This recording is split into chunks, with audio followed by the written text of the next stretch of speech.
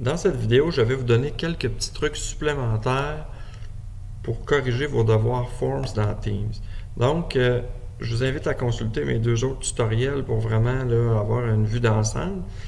Mais à force de corriger, à force d'avoir des questions, j'ai développé deux autres petits trucs.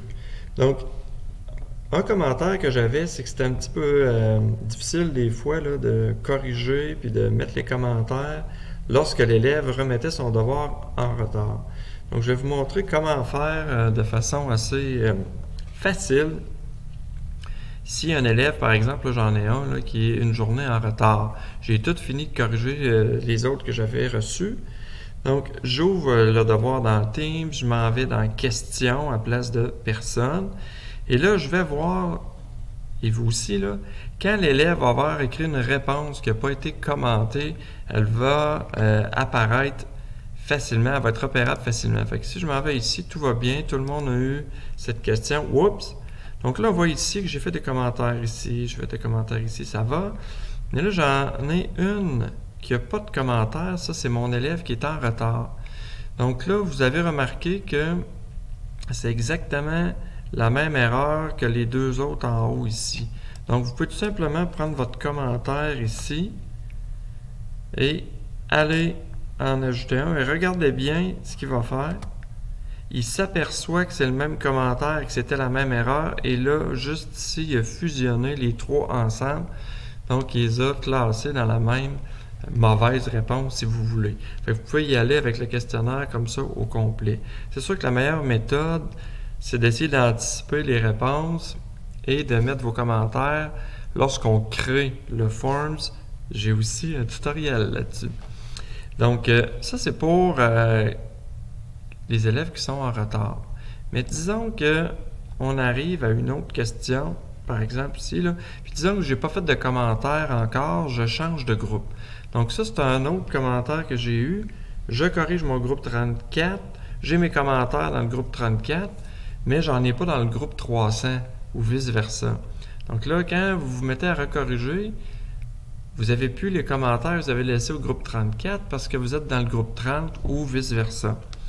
Donc, la première étape à faire, c'est de prendre votre devoir, aller dans la question comme d'habitude, vous le minimisez, puis après ça, vous vous arrangez pour qu'il soit environ à moitié de l'écran, ou encore mieux, là, si vous avez deux écrans, vous le mettez en plein écran sur votre deuxième écran. Ensuite, vous pouvez être en même temps sur Teams, l'application Teams. Moi, je prends toujours l'application, sauf quand j'ai ce problème-là. J'ouvre Teams sur le web comme d'habitude ici, je clique sur Teams, il va ouvrir, je m'en vais dans le même questionnaire Forms, donc je l'ai ici, et là, vous pouvez prendre un onglet et le détacher de Chrome ou peu importe votre navigateur, vous le minimisez, vous le redimensionnez, ou comme je vous dis, si vous avez deux écrans, c'est encore mieux, et là, vous vous retrouvez avec votre même devoir, mais avec dans un groupe. Vous avez fait vos commentaires, par exemple, dans le groupe 300 et vous voulez faire vos commentaires dans le groupe 304. Vous n'êtes pas obligé de tout recommencer.